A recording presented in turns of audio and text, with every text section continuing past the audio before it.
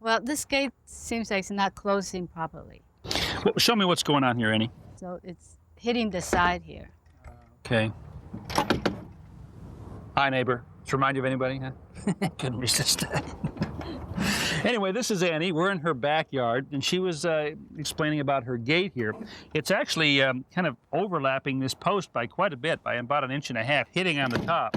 Though, Annie, down here at the bottom, it's still okay. It's sort of clearing down here. So I think what's happened is that this post, there's a post right here, and the hinges are attached to that. I think this post is leaning over this way toward the house. It's pushing the top of the gate in this direction. So what I'd like to do is verify that, first of all, that the post is leaning, and then we'll see what we can come up with in solutions. Okay. Okay? All right, let's get our bubble right between the lines here and the level. There we go. Okay, now this is just as I suspected. The level here is plumb or vertical, and you can see how much this post is tipping in this direction, about 1.5 inches, and that's just about how much it's overlapping on this side. Now, for the heck of it, let's just check this post over here. This one is pretty much vertical. Well, I've taken the gate off, and now I'm going to try to remove this end board. I split that. Didn't want to do that. I want to reuse as much of this lumber as I can because it's weathered and it's the same color as the rest of the gate. I think we can make that work and reuse it. All right. Now the next thing I want to do is detach this top rail. So I'll use my nail puller here, little sort of cat's paw type. This goes right under the head of the nail, just like so. And we'll give this tool a couple taps at the back here. See, it drives those prongs right under the head of the nail. I could pull it right out. Let's turn this around a little bit. There we go. Do it like this. Well, I'm back on the other side of the fence, and what I want to do now is detach this lower rail right here from the post.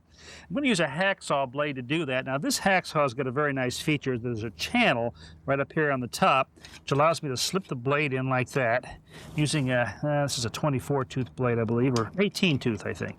Then I can tighten this set screw right here that holds the blade rigid, and I can slip that right in between the post, the end of this rail, and go ahead and cut off these nails. Well, I thought I could save this post, but no such luck. This is broken off right at the top of the concrete. Probably, maybe there was some rot there, maybe a knot. I think there was a knot. Anyway, won't be reusing that. Now what I'm left with is a piece of concrete down here that was holding that in place. So let's see if I can get a shovel under this. Maybe we can kind of wedge this out. Okay, there's the concrete that was holding that post in place down there. Sometimes what happens on these is they sort of mushroom out at the bottom, and while you can move it like this back and forth, it's difficult to actually lift it out of the hole. Okay, I think we finally got her free here. There we go. Wow. That was down there quite a ways. And you know, I'd say this is a pretty good job of putting a post in. Why it tipped over like that, I'm not really sure. But anyway, there's our hole. And that's where we'll be putting our new post. Now this soil does have a lot of clay in it. You can see the way I can compress this. And when clay gets wet, it expands, and that could account for it pushing this post out of alignment. Anyway, it's time to start putting the new one back in. Now, here's the bottom of the post that we took out right here. You see it's a little bit rotted. So to minimize that rotting, what I'm going to do to start with is to put some drainage rock in here. This is 3/4 inch rock. And I'll put, 2 or 3 inches in here.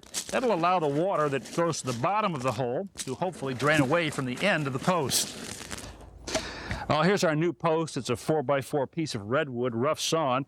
I'm going to drop this in here and set the base of it right on top of those rocks that we put in just a moment ago. You can see down there, okay?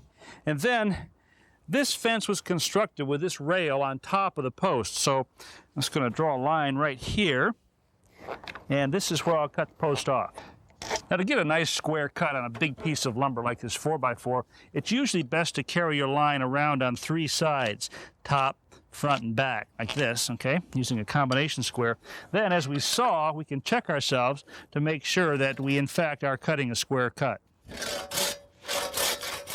Now this is a tool called a post level.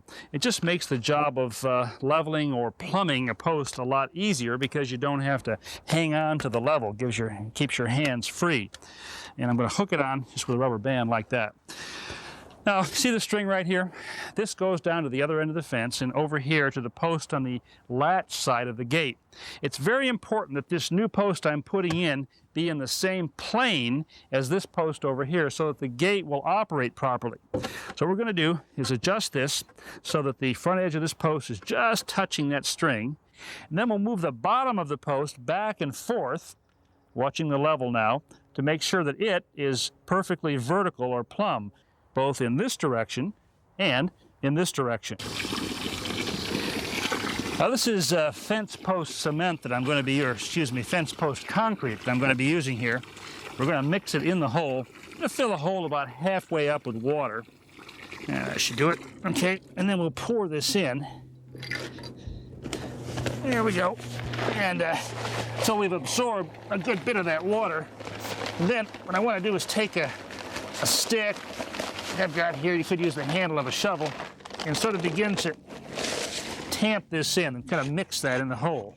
Now I'm going to keep adding concrete until I've absorbed almost all of this water and gotten this to a nice sort of paste-like consistency. Now I like to mound the concrete up around the base of the post so that any water running down this way will hit this and run off rather than pool around the bottom of the post. Well, I've toenailed in this bottom rail. Now let's do the same thing up here on the top. This won't be a toenail, it'll actually be nailing through. Now, you can see this has only been about less than half an hour, and this post-setting cement is already pretty firm. I can go ahead and work with this. So let's drive these in. These are hot-dipped, galvanized, actually box nails. Could be common nails, but hot dip is important in an outside or exterior application like this. Now this is the amount by which this post was out of plumb or vertical. So we're going to cut this off now so that it's flush with the new post that we just put in. We decided to go ahead and replace this board right here. Annie felt the old one was kind of split and not all that attractive, so we've done that. Now it's time to go ahead and do a test fit on our door. This should fit. Let's set this in place. Okay, Annie, if you can hold it from the back there, okay? Move the bottom in just a little bit. Okay, that's looking pretty good. I've left about 3/8 of an inch clearance on either side here. We're going to replace the old hinges with a hinge that's a little bit better suited to a gate like this. And let's start by making a little pilot hole here with our self-centering bit. Okay, that's good enough for right now.